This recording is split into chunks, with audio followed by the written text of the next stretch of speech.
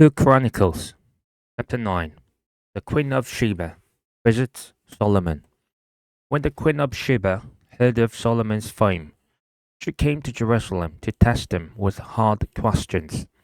Arriving with a very great caravan with camels carrying spices, large quantities of gold, and precious stones, she came to Solomon and talked with him about all she had on her mind. Solomon answered all her questions. Nothing was too hard for him to explain to her. When the Queen of Sheba saw the wisdom of Solomon as well as the palace he had built, the food on his table, the seating of his officials, the attending servants in their robes, the cupbearers in their robes, and the burnt offerings he made at the temple of the Lord, she was overwhelmed. She said to the king, "The report I heard in my own country about your achievements and your wisdom is true. But I did not believe what they said until I came and saw with my own eyes. Indeed, not even half the greatness of your wisdom was told me. You have far exceeded the reports I heard. How happy your people must be! How happy your officials, who continually stand before you and hear your wisdom! Praise be to the Lord your God, who has delighted in you and placed you on his throne as king to rule for the Lord your God, because of the love of your God for Israel and his desire to uphold them forever. He has made you king over them to maintain justice and righteousness." Then she gave the king 120 talents of gold, large quantities of spices, and precious stones. There had never been such spices as those the Queen of Sheba gave to King Solomon. The servants of Hiram and the servants of Solomon brought gold from Ophir. They also brought algum wood and precious stones.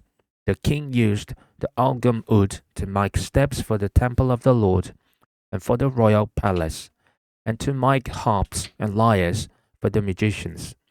Nothing like them had ever been seen in Judah. King Solomon gave the Queen of Sheba all she desired and asked for. He gave her more than she had brought to him. Then she left and returned with her retinue to her own country. Solomon's splendor. The weight of the gold that Solomon received yearly was 666 talents, not including the revenues brought in by merchants and traders. Also, all the kings of Arabia and the governors of the territories brought gold and silver to Solomon. King Solomon made 200 large shields of hammered gold. 600 shekels of hammered gold went into each shield. He also made 300 small shields of hammered gold, with 300 shekels of gold in each shield. The king put them in the palace of the forest of Lebanon. Then the king made a great throne, covered with ivory and overlaid with pure gold. The throne had 6 steps, and a footstool of gold was attached to it. On both sides of the seat were armrests, with a lion standing beside each of them. 12 lions stood on the 6 steps, one at either end of each step. Nothing like it had ever been made for any other kingdom. All King Solomon's goblets were gold, and all the household articles in the palace of the forest of Lebanon were pure gold. Nothing was made of silver, because silver was considered of little value in Solomon's day. The king had a fleet of trading ships, manned by Hiram's servants. Once every 3 years, it returned, carrying gold, silver, and ivory, and apes and baboons. King Solomon was greater in riches and wisdom than all the other kings of the earth. The kings of the earth sought audience with Solomon to hear the wisdom God had put in his heart. Year after year, everyone who came brought a gift, articles of silver and gold, and robes, weapons, and spices, and horses and mules.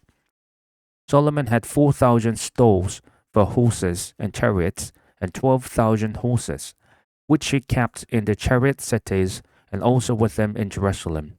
He ruled over all the kings from the Euphrates River to the land of the Philistines, as far as the border of Egypt. The king made silver as common in Jerusalem as stones, and cedar as plentiful as sycamore fig trees in the foothills. Solomon's horses were imported from Egypt and from all other countries. Solomon's death. As for the other events of Solomon's reign, from beginning to end, are they not written in the records of Nathan the prophet, in the prophecy of Ahijah the Shilonite, and in the visions of Iddo the seer, concerning Jeroboam son of Nebat? Solomon reigned in Jerusalem over all Israel 40 years. Then he rested with his ancestors and was buried in the city of David his father, and Rehoboam his son succeeded him as king. 2 Chronicles chapter 10. Israel rebels against Rehoboam. Rehoboam went to Shechem, for all Israel had gone there to make him king. When Jeroboam son of Nebat heard this, he was in Egypt, where he had fled from King Solomon. He returned from Egypt, so they sent for Jeroboam, and he and all Israel went to Rehoboam and said to him, "Your father put a heavy yoke on us. But now, lighten the hard labor and the heavy yoke he put on us, and we will serve you." Rehoboam answered, "Come back to me in 3 days." So the people went away. Then King Rehoboam consulted the elders who had served his father Solomon during his lifetime. "How would you advise me to answer these people?" he asked. They replied, "If you will be kind to these people and please them and give them a favorable answer, they will always be your servants." But Rehoboam rejected the advice the elders gave him and consulted the young man who had grown up with him and was serving him. He asked them, "What is your advice? How should we answer these people who say to me, 'Lighten the yoke your father put on us'?" The young man who had grown up with him replied, "The people have said to you, 'Your father put a heavy yoke on us, but make our yoke lighter.' Now tell them, 'My little finger is thicker than my father's waist. My father laid on you a heavy yoke. I will make it even heavier. My father scourged you with whips. I will scourge you with scorpions." 3 days later, Jeroboam and all the people returned to Rehoboam as the king had said, "Come back to me in 3 days." The king answered them harshly, rejecting the advice of the elders. He followed the advice of the young man and said, "My father made your yoke heavy. I will make it even heavier. My father scourged you with whips. I will scourge you with scorpions."